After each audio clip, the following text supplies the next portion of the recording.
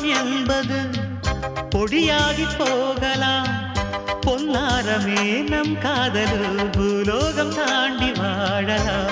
ஆகாயம் என்பது இல்லாமல் போகலாம். ஆனால் நம் நேசமே ஆகாயம் தாண்டி வாழலாம். கண்ணீரில் ஈரமாகி கரையாட்சி காதலே. கரை மாற்றி நாமும் வெல்ல கரையேற வேண்டுமே. நாளை வரும் காலம் நம்மை கொண்டாடுமே. தாஜ்மஹால் தேவையில்லை அன்னமே அன்னமே காடுமலை நதிகள் எல்லாம்